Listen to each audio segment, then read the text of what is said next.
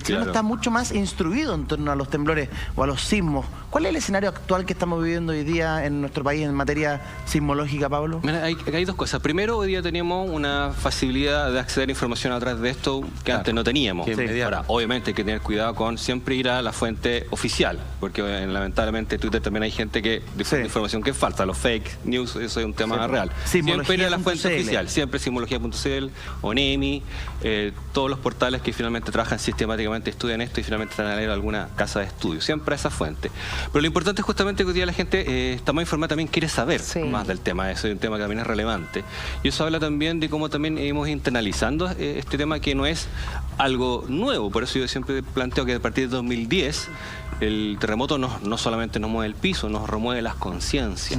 Una conciencia que de alguna manera me he olvidado que este país terremoteaba, como se dice popularmente. Y que había tsunami. Y justamente sabíamos que terremoteaba, pero tsunami como que eso en Chile no pasaba. Japonés. Claro, entonces como que desde el 60 como que nos había pasado bastante tiempo, nuestros abuelitos nos hablaban de eso, mi mamá me dice que estaba chica, que también lo sintió de una manera importante. Del 85. Entonces, hoy día yo creo que estamos mucho más conscientes, especialmente que hay mucho más canales de información, ¿ya? Ahora, siempre me preocupa que esto sea permanente, que la cultura sísmica, la información, especialmente que es cómo afrontamos una emergencia, se mantenga en el tiempo, que sea sostenida. ¿A quién le tienes más respeto tú, Pablo? ¿Al terremoto o al posterior tsunami?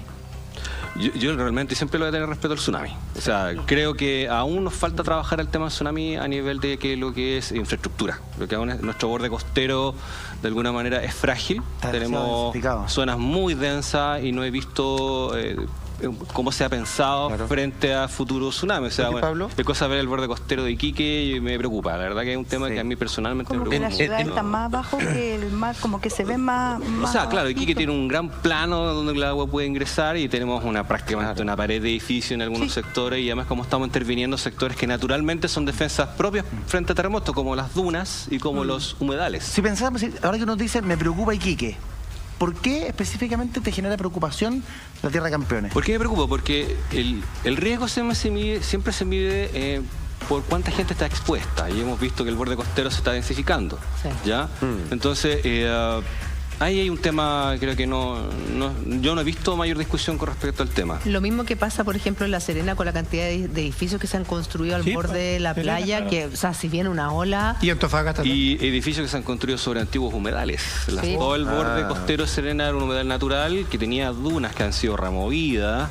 Me tocó estar, yo viajé al día siguiente del terremoto de Illapel y hay edificios que están en primera inundación y que están sobre los antiguos humedales. O sea, eso ¿Cómo se logra conseguir los permisos para sobre humedales? ¿Cuánto vale una firma? Ese es el problema. Ese es un tema que justamente yo un poco lo linkeado con lo que estábamos hablando en el bloque anterior. O sea, tenemos justamente también una falta de control en algunos ámbitos y también una falta de integrar realidades territoriales a las normas urbanísticas. ¿Ya? Porque obviamente tú no puedes construir en zonas que son protección natural. Pero después de cuántos terremotos pues hemos pasado. De hecho, o sea, el terremoto del 22, en el mismo sector, la ola llegó exactamente al mismo lugar. La misma zona se inundó. O sea, obviamente, ¿qué pasó? Nos olvidamos que hubo un terremoto. Es que eso es lo que pasa. No es que no la sepan, la ignoran nomás. Que eso es un tema. Ignoramos un poco nuestra historia, ignoramos un poco nuestra memoria y por eso es tan importante que la memoria se mantenga. ¿Cuántos volcanes entraron en erupción? Bueno, en este caso entró en erupción un volcán que es el Puyehue Cordón del Cauye, ya que de hecho después del 2010, el 2011, este mismo sistema vuelve a entrar en erupción. Claro. Por lo tanto, ahí hay documentos que asocian una relación... ¿Y fue inmediata la erupción? No, pasaron alrededor de 28 horas para que entrara... Ya, un día. Más o menos, claro, entrara este volcán. Por lo tanto, se ha hablado que este volcán tendría de alguna manera algún grado de sensibilidad frente a grandes terremotos. O sea, aquí se juntó todo. Terremoto, maremoto, erupción. Faltó fuego nomás. O sea, incendios hubieron, ciertamente siempre hay en estos casos. Ahora, en el caso del terremoto de 1906 en Valparaíso, finalmente el mayor daño lo produjeron los incendios en Valparaíso, una infraestructura que tiene mucha sensibilidad frente a los incendios. Pero ¿cuál es la conexión? Porque uno logra entender, claro, que el terremoto va de la mano de un tsunami, uno lo entiende. Pero ¿cuál es la lógica o cuál es la explicación que hay de entre un terremoto y la erupción de un volcán?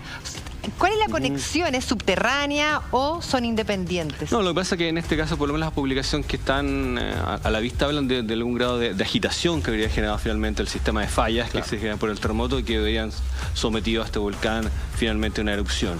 ¿Ya? Este tal vez es el caso más estudiado que tenemos en Chile. ¿Es el único? ¿Ya? ¿Es el único? No, hay otros más en estudio, pero que todavía falta más evidencia para decir si este otro volcán tendría relación. Pero se da en ese sentido. Es un caso interesante publicado y finalmente con evidencia mucho más clara. Y aquí se da en esa dirección, es decir, terremoto, erupción. No es que exista una erupción volcánica y eso pueda gatillar un terremoto en otra parte. No, eso sí que son eventos independientes. Son absolutamente independientes porque porque justamente el fenómeno que impulsa, que está detrás del volcanismo activo en Chile, tiene que ver con la subducción, pero particularmente con los magmas que se acumulan producto de todo este estrés que se genera de la placa de Nazca entrando bajo la placa sudamericana. Pero no en otros países, porque en otros países la erupción de un volcán también hace que haya el de Guatemala, si mal no lo recuerdo, volcán de fuego. Que claro, la erupción del volcán hizo que hubiera un terremoto grado 6, si no mal no lo recuerdo. No, yo recuerdo que yo creo que hubo un evento, porque los volcanes tienen la capacidad de generar eventos sísmicos dentro de su estructura. Claro. El caso del volcán de fuego fue muy importante porque finalmente la estructura de piroclastos generado hacia abajo fue bastante peligrosa. Pablo, lo que pasa es que hay que entender de que cuando uno se hace la pregunta si un terremoto, que los estudios mejores que hay y que son, digamos, recién en pañales, que se hacen en Chile, con respecto al vínculo, terremoto, volcanes, es que estamos hablando de algo realmente único en la historia. O sea, el problema es que el terremoto de 1960 es como una singularidad, como dirían los físicos teóricos.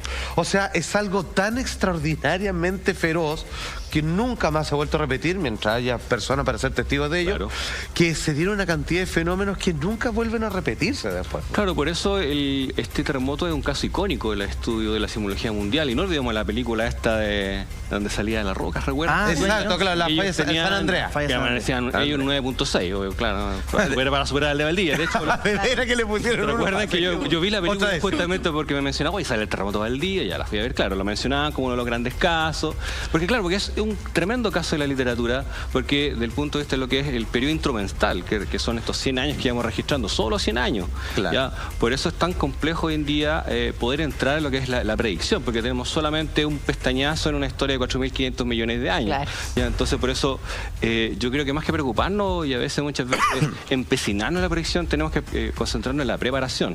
Y eso es fundamental en nuestro país. O sea, siempre es importante que entendamos eso, que es fundamental, que conversemos al interior de nuestras familias, qué hacemos si viene un terremoto, estamos juntos, qué hacemos si no estamos juntos, eso es lo más importante, dónde nos encontramos, y eso es súper importante más que empecinarnos en unas predicciones que yo creo que vamos a llegar, pero todavía no.